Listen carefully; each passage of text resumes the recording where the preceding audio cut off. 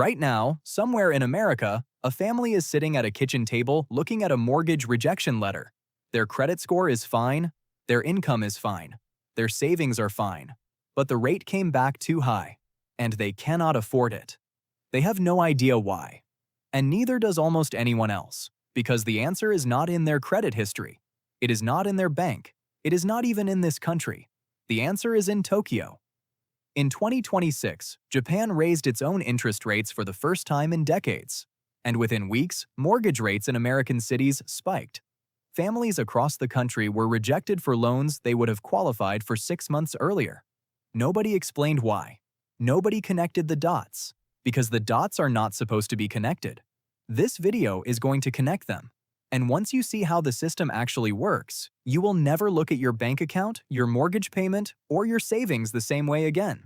But first, we need to talk about something that officials have been saying for years. In 2006, Ben Bernanke, the chairman of the Federal Reserve, stood in front of Congress and said the subprime mortgage situation was contained, manageable, not a cause for concern. 2 years later, the entire global financial system nearly collapsed. In 2019, Treasury Secretary Steven Mnuchin said the financial system was in great shape, stronger than it had ever been. 1 year later, the Federal Reserve had to inject $5 trillion into the economy just to keep it functioning. Here is the pattern. Every single time, officials say everything is fine, right up until the moment it is not. So when you hear officials today saying that America's $36 trillion debt is manageable, that the banking system is resilient, that there is no cause for concern, you are allowed to ask what they are not telling us. Let's start at the beginning. Because the debt did not appear overnight. After World War II, the United States was the only major economy left standing. Every other industrial nation was rebuilding from rubble. America lent money, built infrastructure, and became the financial center of the world. The dollar became the global reserve currency. Every country needed dollars to trade oil, buy goods, and settle international debts. And because everyone needed dollars, America could borrow almost unlimited amounts of money at very low interest rates. Because the demand for American debt was essentially guaranteed. That arrangement lasted for decades, and it created a habit. Every time there was a war, a recession, a pandemic, or a financial crisis, the answer was the same. Borrow more, spend more, print more. Deal with it later. The national debt hit $1 trillion in 1981. It hit $10 trillion in 2008. It hit $20 trillion in 2017. It crossed $36 trillion in 2024. And later has arrived. Now here is what nobody is explaining clearly. The debt does not just sit there. Every single dollar of it has to be refinanced. When a treasury bond matures, the government does not pay it off with tax revenue. It issues a new bond to pay off the old one, and then another bond to pay off that one, forever. This is called rolling the debt, and for decades it worked fine because interest rates were low. Borrowing was cheap. Rolling the debt cost almost nothing. But interest rates are not low anymore. When the Federal Reserve raised rates to fight inflation, it did not just affect credit cards and car loans. It affected the cost of rolling $36 trillion of government debt. In 2020, the average interest rate on U.S. Treasury debt was around 1.5%. Today, it is approaching 5% on $36 trillion. That is the difference between paying $500 billion a year in interest and paying nearly $2 trillion a year. $2 trillion every year. Just in interest. Not paying down the debt. Not building roads or schools or hospitals. Just the interest. That number is now larger than the entire U.S. defense budget. And this is where your mortgage comes in. Most people think the Federal Reserve sets interest rates, and that is the end of it. The Fed raises rates, borrowing gets more expensive. The Fed cuts rates, borrowing gets cheaper. It is not that simple. The Federal Reserve controls one rate, the overnight rate between banks. But the rate on your 30-year mortgage is set by something else entirely. It is set by the market for U.S. Treasury bonds. And the market for U.S. Treasury bonds is not controlled by the Federal Reserve. It is controlled by whoever is buying them. For decades, the biggest buyers of U.S. Treasury bonds were foreign governments and central banks: China, Japan, Saudi Arabia, the oil-rich nations of the Gulf, European pension funds, They bought American debt because it was the safest investment on Earth, because the dollar was the world reserve currency, because there was simply no better place to put money. That is changing. China has been quietly selling U.S. Treasury bonds for 3 years. Japan, the single largest foreign holder of American debt, changed its own interest rate policy in 2024 and began allowing its own bonds to pay higher returns, which means Japanese investors, pension funds, and institutions that used to buy American bonds for the yield now have a reason to buy Japanese bonds instead. When the biggest buyer in the room stops buying, prices fall. And when treasury prices fall, yields rise. And when treasury yields rise, your mortgage rate rises with them. That family at the kitchen table with the rejection letter was not rejected because of anything they did. They were rejected because a policy decision made in Tokyo changed the calculation for American borrowing costs. And Tokyo is just the beginning. Let us talk about something called the repo market, because this is the part of the financial system that almost nobody understands, and it is the part that almost destroyed everything in 2019 and in 2020 and is under pressure again right now. The repo market is essentially a giant overnight pawn shop for banks. A bank that needs cash overnight gives another bank its treasury bonds as collateral and borrows money. The next morning it pays back the money with a small amount of interest and gets its bonds back. This happens trillions of dollars every single day. In September 2019, something went wrong. Overnight repo rates spiked from 2% to 10% in a matter of hours. Banks suddenly could not get the short-term funding they needed. The Federal Reserve had to inject hundreds of billions of dollars into the repo market in a matter of days just to stop the system from seizing up. Nobody was supposed to notice. Most people did not. But the people who run the financial system noticed. Because what happened in September 2019 revealed something that had been building for years. The plumbing of the financial system was becoming dependent on emergency intervention just to function normally. Then 2020 happened. The pandemic hit. Markets froze. And for a brief terrifying period in March 2020, the U.S. Treasury market, the deepest and most liquid market in the world, the market that is supposed to be the safest place on Earth to park money, stopped functioning. Nobody could sell treasury bonds, not because they were worthless, but because there were no buyers.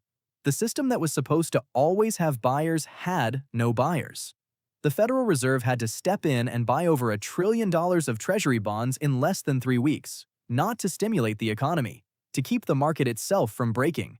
Officials said it was an emergency measure, temporary, a one-time intervention. It has not ended. The Federal Reserve's balance sheet, which was under $1 trillion before 2008, grew to $9 trillion by 2022. It has only partially shrunk since, because every time the Fed tries to reduce its holdings, the market wobbles. The emergency intervention has become the permanent backstop. The system no longer functions without it. Now the $1 trillion maturity wall. Across America right now, there are thousands of office buildings, shopping centers, apartment complexes, and commercial properties sitting with loans that are about to come due. Not small loans. The total value of commercial real estate loans maturing between 2024 and 2026 is over $1 trillion. These loans were made when interest rates were near zero, when office buildings were full and retail spaces were packed and the numbers made sense. They do not make sense anymore. Office vacancy rates in major American cities are at historic highs. Remote work permanently reduced demand. The properties that were used as collateral for these loans are now worth significantly less than they were when the loans were made. And the loans are coming due right now. When a borrower cannot refinance because the property is worth less and the rates are higher, they have 3 options. They can put in more equity they probably do not have. They can sell at a loss that wipes out their investment. Or they can hand the keys back to the bank. And which banks hold most of these commercial real estate loans? Not JP Morgan, not Goldman Sachs, not the giant banks that get all the attention. Regional banks, the ones in your city, the ones that hold your deposits, the ones covered by the FDIC up to $250,000. The same ones that watched Silicon Valley Bank collapse in 48 hours in 2023 when depositors lost confidence and pulled $42 billion in a single day. Officials said Silicon Valley Bank was an isolated case, idiosyncratic, not a sign of broader stress. Within weeks, Signature Bank failed. First Republic Bank failed. The Federal Reserve created an emergency lending facility to stop the contagion. They called it the Bank Term Funding Program. It quietly lent over $160 billion to banks before it was shut down in 2024. Temporary, emergency, one time. Are you starting to see the pattern? Every intervention is described as temporary. Every emergency tool is described as a one-time measure. Every risk is described as contained. And then the next crisis arrives and requires a bigger intervention than the last one. So who actually holds the debt now? When foreign governments started stepping back from buying US treasuries, someone had to fill the gap. Three groups stepped forward. American households and domestic investors, through money market funds and pension funds and direct purchases, now hold more US government debt than at any point in modern history.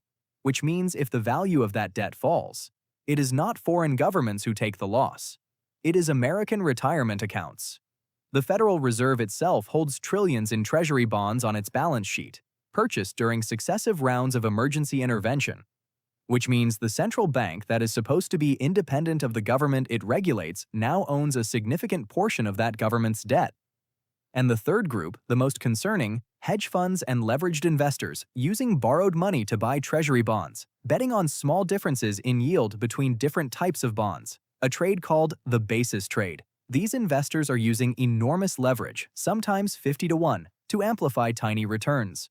When this trade goes wrong, it goes wrong very fast. In March 2020, when the treasury market froze, the basis trade was one of the primary reasons. Leveraged funds were forced to sell treasury bonds simultaneously, removing buyers from the market at the exact moment everyone needed to sell. The Federal Reserve stepped in and bought everything. The crisis was averted. The trade is larger now than it was in 2020. Officials are aware of it. They describe it as a vulnerability, something to monitor, a known risk. They said subprime mortgages were a known risk too. Here is the honest answer to the question everyone is afraid to ask. Is the system going to collapse? Nobody knows. And anyone who tells you they know with certainty is either lying or selling something. But here is what we do know. The system is more fragile than it was 10 years ago. It requires larger and more frequent interventions to function. The safety nets are themselves becoming sources of risk. The foreign buyers who once provided a guaranteed market for American debt are diversifying away. The domestic buyers replacing them are more sensitive to losses. The leverage in the system is higher. The debt is larger. The interest costs are rising. And every time a new crisis has emerged, the response has been the same. More debt, more intervention, more dependence on the backstop. The real danger is not a sudden collapse. It is a system becoming so dependent on permanent emergency support that the removal of that support becomes impossible. A system that has quietly crossed the line from manageable to fragile without anyone making a conscious decision to cross it. A slow-motion rearrangement of risk away from institutions, away from governments, and onto ordinary people. Onto the family at the kitchen table with the mortgage rejection letter. Onto the retiree whose pension fund is loaded with treasury bonds that are quietly losing value. Onto the small business owner whose regional bank is sitting on commercial real estate loans that will never be repaid. They did not choose this system. They did not build this system. They do not understand this system, but they will pay for it. The next time an official stands up and tells you everything is fine, remember what they said in 2006, remember what they said in 2019, and ask yourself what they are not telling you now, because the question is not whether the system is under pressure. The question is how much pressure it can take, and whether anyone in charge actually knows the answer.